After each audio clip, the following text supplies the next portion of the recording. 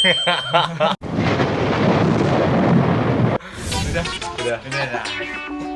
Assalamualaikum warahmatullahi wabarakatuh. Jumpa lagi bersama saya Muhammad Hafid Aziz. Saya Ahmad Dan- Febrianto.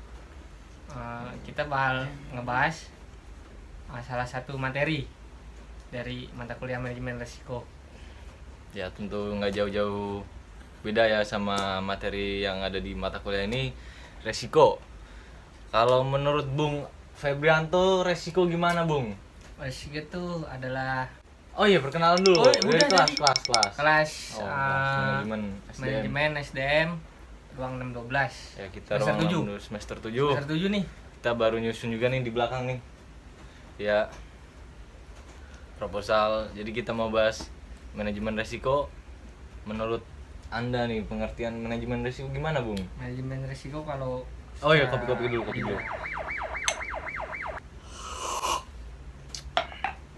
Manajemen resiko. Sebenarnya tuh manajemen risiko nggak hanya cuma di manajemen atau perusahaan. Itu tuh hidup penuh resiko.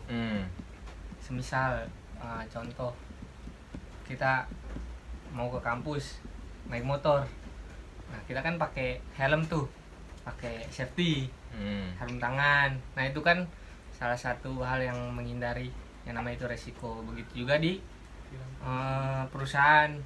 Nah, dengan ada perusahaan, dengan ada manajemen resiko, di situ ada sebuah tim K3LH. Pasti udah pernah belajar kan? Waktu semester 1 Kelas apa ya, 1. lupa dah. 1 2. Nah itu kan keselamatan kerja ya. Nah itu salah satu meminimalisir resiko yang ada lah, apalagi kayak kerjaan proyek-proyek, kuli proyek gitu. Oke, banyak kan tuh. Ada tuh contohnya di daerah bukan di daerah Blok M kayak MRT. Nah situ kan banyak tuh pekerja-pekerja kuli bangunan tuh, pasti di situ menerapkan hal K3LH untuk meminimalisir kecelakaan dan risiko lainnya. Itu aja sih yang tahu sih. Kira-kira pendapat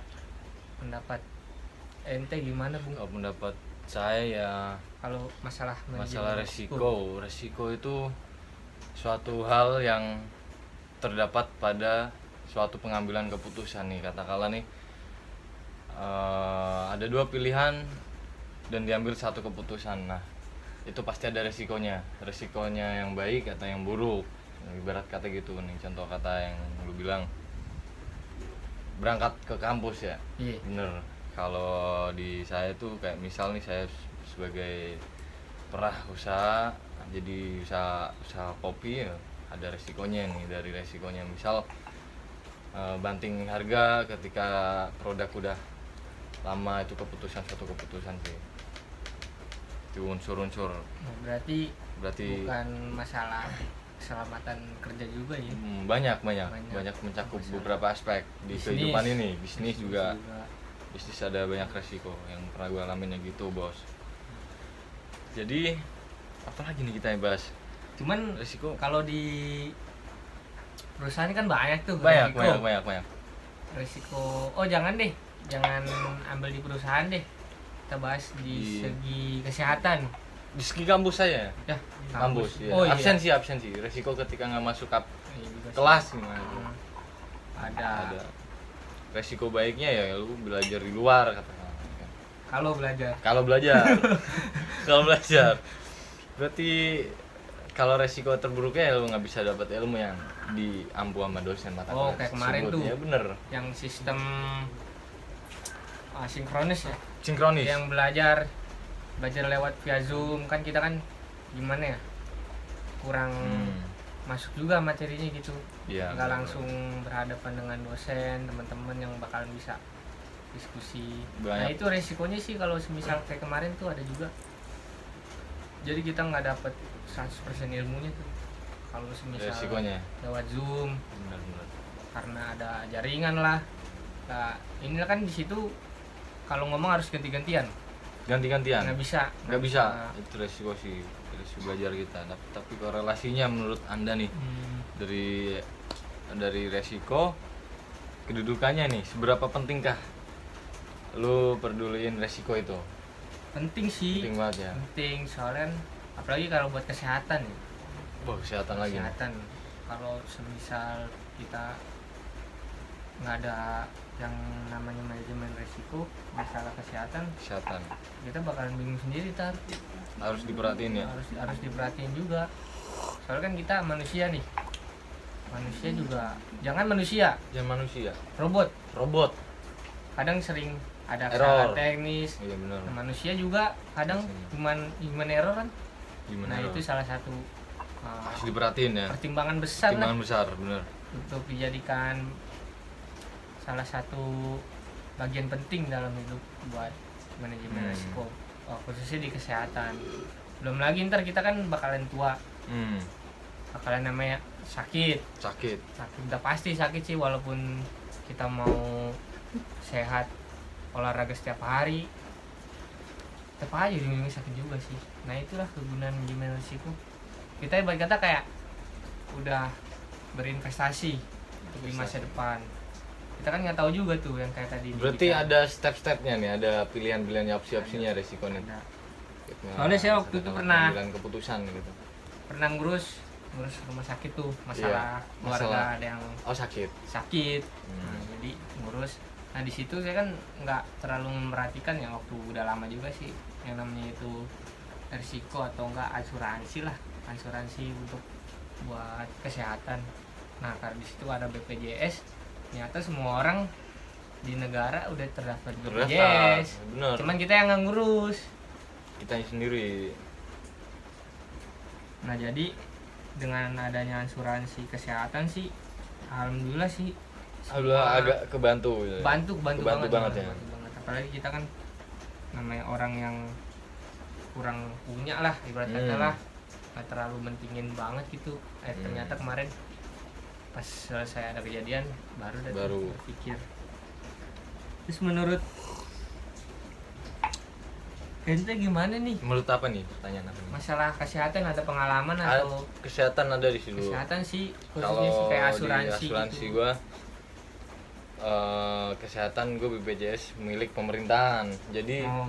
Jadi khusus merujuknya itu ke instansi-instansi kesehatan punya pemerintah, katakanlah puskesmas, rumah sakit milik negara gitu kan. Tapi kalau di luar itu nggak bisa. Ternyata saya pernah waktu itu sakit berobat ke dokter. Dari dokter itu saya coba ngajuin BPJS, ternyata di situ ada pertanyaan, ini BPJS dari mana nih mas ya? Nah saya kan bingung, akhirnya setelah ditanyain bla bla bla bla bla, ketahuan tuh ternyata milik terdaftar yang bukan apa ya istilahnya ya, bukan kita daftar ke instansi BPJS-nya, cuma kita yang dapat dari pemerintah itu. Jadi mau nggak mau ya bayar kalau buat berobat ke dokter gitu. Tapi agak kebantu sih, misal banyak lah kan, setiap daerah pasti ada puskesmas, ada rumah sakit. Kalau kita ngajuin juga aksesnya juga gampang gitu. Bisa. Pengalaman sih sangat membantu. Waktu itu almarhum bokap gitu, dia berobat pakai BPJS, tapi dia nggak bisa ke dokter. Mau nggak mau berobatnya ke rumah sakit besar, rumah sakit negara, negeri lah gitu, bukan swasta. Tapi ada juga kalau yang swasta itu rumah sakit. Ada. Cuma gue nggak tahu bisa apa enggak. Waktu dulu tahun 2000 berapa? 2010-an kalau nggak salah itu. Kayaknya nggak bisa. Kayaknya ya waktu itu. Oh belum ini kali, karena belum ada program dari yang terbaru. Presiden yang baru kan. Salah satu janji pemilu dia mungkin juga. Tapi ya gimana ya kalau klasifikasi BPJS begitu ya, yang kita nggak bayar per bulannya otomatis dapat fasilitas yang terendah. Kita nggak bisa. Bener. Jadi misal katakanlah kelas kamar yang kualitasnya tinggi nih, ini khusus buat yang bayar nih, atau enggak BPJS yang bayar dia per bulannya. Sedangkan gue nggak bayar, tuh BPJS. Gue nggak tahu ngurusnya itu gimana. Tapi sepengalaman gue emang nggak bayar BPJS itu. Cuman tergantung. Kalau lu bayar nggak? Enggak sih, cuman bayar sih. Jadi kalau bayarnya itu BPJS kan ada BPJS, ada kategori kategori 3, kategori 2 sama kelas 1.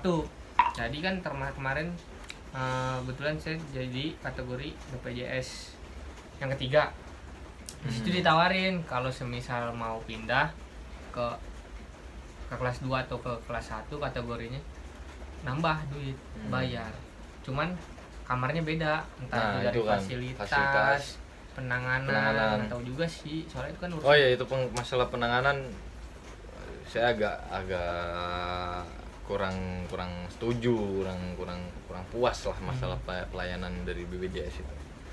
Karena nggak intens gitu ketika darurat nih, ibarat kata butuh infusnya harus diganti, itu mereka pada nanti gitu. Udah nanti pelayanan agak buruk karena mungkin kita kelas menengah ke bawah, terus kita nggak diduluin akhirnya masalah obat juga mungkin agak kambat di situ sih. Iya sih, itu salah satu masalah juga sih itu di asuransi kesehatan. Jadi yang punya duit ya yang diduluin juga ya. Bingung. Wah, saya kurang tahu itu, tapi kayaknya gitu. Berdasarkan pengalaman sih kemarin. Pendidikan juga ada sih kalau masalah pendidikan. Masalah pendidikan. Contohnya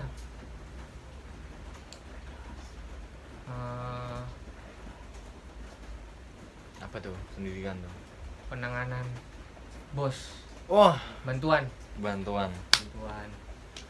Terus itu masuknya ke asuransi tuh? Asuransi dari pemerintah kan. Jaminan pendidikan bagi siswa yang kurang mampu apa?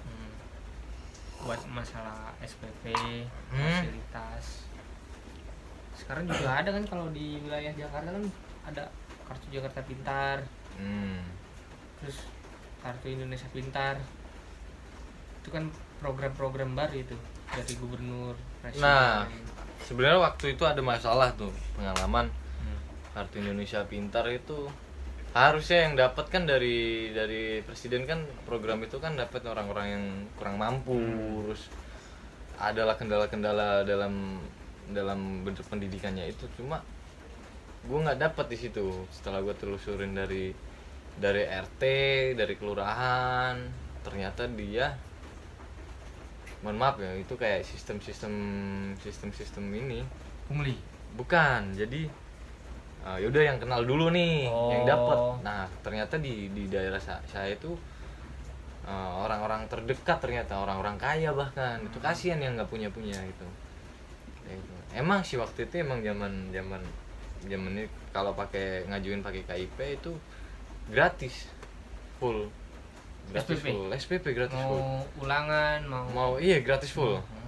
Nah, gue waktu itu ngajuinnya yang ini surat keterangan tidak mampu tuh. Iya. Jadi itu keterangan tidak mampu, terus gue ngajuin bos karena mungkin dari di klasifikasinya dapat asuransinya di kelas-kelas mungkin ranking 10 besar di kelas. Berprestasi. Itu akhirnya gue dapet double, bos juga dapat semua alhamdulillah. Jadi 3 tahun SMA aman. Itu masuk di kampung. Itu masuk asuransi saya. Udah di asuransi negara ya. Kalau saya kemarin alhamdulillah kan sekolah kebetulan emang dari kecil di Jakarta kan. Emang lahir di Jakarta kan. Nah, jadi waktu SMP ya, tahun 2013 sampai 15 kan SMP tuh. SMP 2012. 12. Iya, 2012 baru tuh. Waktu gubernurnya siapa ya waktu itu? Lupa tuh. Pokoknya ada gubernur. Nah, jadi gubernurnya ini kan punya program kayak kartu Jakarta Pintar. Satu orang yang berprestasi, orang yang nggak punya. Tapi yang lebih dipentingin apa nih? Yang nggak punya pendapatannya di bawah minimum. Upah minimum. Upah minimum. Standar upah minimum. Yang kurang mampu lah. Jadi kan ada bantuan tuh kalau masalah SPP. Jangan SPP, kita tiap bulan juga dikasih sama iuran pemerintah tiap bulan. Terus Jakarta ya, setiap 6 bulan sekali juga dikasih, malah lebih gede kalau 6 bulan sekali. bisa 1 jutaan kalau SMA itu. Tapi itu menurut lu nih, ada nih di modul kan baca resiko spekulatif tuh, spekulatif tuh menyebabkan kerugian. Apakah dari pihak yang yang bikin program itu ada kerugian nggak nih menurut lu? Dari pihak programnya yang ngadain program. Nah, Resiko spekulatifnya nih ya, menurut pandangan lu aja dah. Nah itu sih salah satu kerugiannya sih yang tadi tuh yang telah dibicarakan tadi, yang masalah dapat program ini yang orang-orang yang mampu, jadi nggak rata gitu, nggak semua orang bisa merasakan, terlebih khusus yang orang nggak mampu. Nah jadi si pembuatnya ini itu di situ. Asuransi. Instansi ini yang buat asuransi ini merasa nggak sesuai target. Wah kok tetap ada yang masalah SPP lah, padahal kan mereka udah jaminan, udah buat jaminan. Cuman ya itu karena orang-orang yang berbuat curang ataupun yang itu tadi masalah tadi tuh.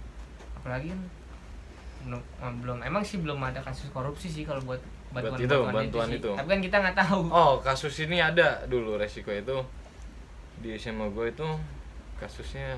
Gue pernah nelusurin ini masalah bos itu, entah itu masuknya asuransi apa enggak.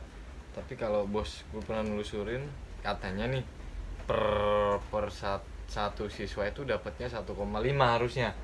Tapi kenapa pas setelah gue tanya, ada beberapa guru gue tanyain di situ ya dapatnya cuma 1 juta. Itu bos, itu dari biaya bos.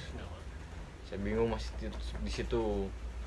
Gue terusin lagi ya, kemungkinan besar adalah faktor-faktor yang kayak gitu. Kacau sih. Cuman kalau adanya resiko itu kira-kira kita nerima atau dialihin sih kalau ada resiko? Ada resiko kayak gitu? Resiko kayak misal kita menerima atau kita alihin aja gitu, harus kita hindari gitu. Kalau tergantung lihat ini resikonya dulu. Kalau semisal di apa nih, di kesehatan katakanlah yang lu bilang, kalau menurut gua ya udah ambil aja gitu, karena kita kemungkinan terburuknya kan nggak tahu tuh. Mau jangka waktu bahkan besok hari aja kita nggak tahu masih sehat apa enggak kan, masih hidup atau mati gitu kan. Bener kan. Iya, nah itu, tapi ya ambil aja gitu, walaupun ada resikonya tetap ambil, soalnya kemungkinan terbesarnya kita terbantu masalah itu. Oh, kayak masalah yang tadi yang masalah kesehatan. Misal nih kita nggak tahu kan, asuransi kita ambil aja gitu situ.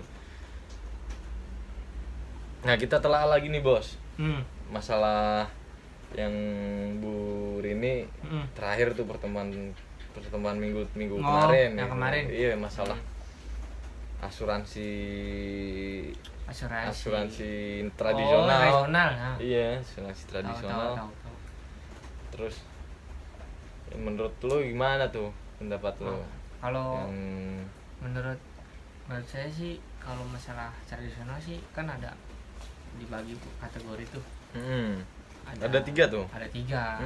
Nah, kategori tersebut bisa mempunyai fungsi masing-masing. Cuman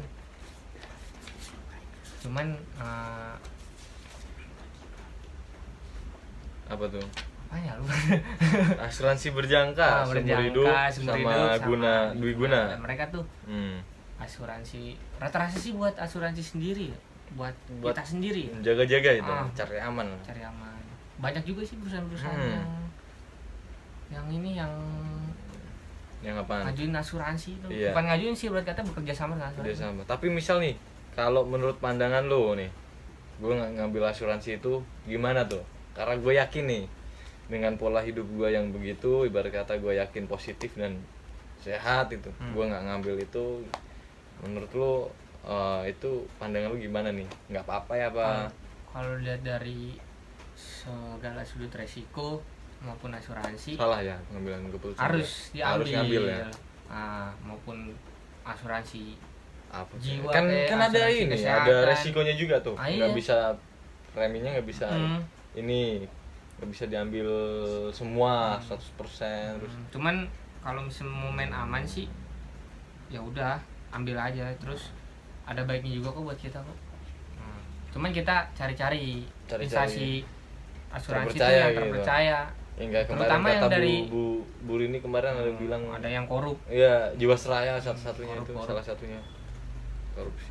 Bahaya juga ya. Ambil aja sih. Mungkin kalau masalah itu mah masalah dia Sama yang kok yang di atas. Sama Tuhan. Betul. Yang di atas. Bener, Biarin bener, aja bener. dah, ntar kita tuntut aja di akhirat kan. Iya, oh gitu. Heeh.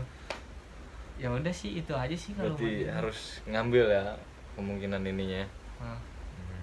Ini udah berapa menit? 20 ya? 20 udah. Belum ngeditnya, ini Lah? masih kepotong 1 menit nih kayaknya. Tambah lagi ya? Nggak usah udah. Tambah lagi. Kepotong tadi. Full tadi memory kita full. agak slow. Ya. Ya udah deh, gini aja deh. Ya udah, Berhubung waktu udah udah 20 menitan. gitu aja sih. Soal Saya- masalah diskusi manajemen risiko. Bener. Saya Muhammad Hafid Aziz Saya Ahmad mengundurkan Febrianto. diri dari forum ini. Wassalamualaikum warahmatullahi wabarakatuh.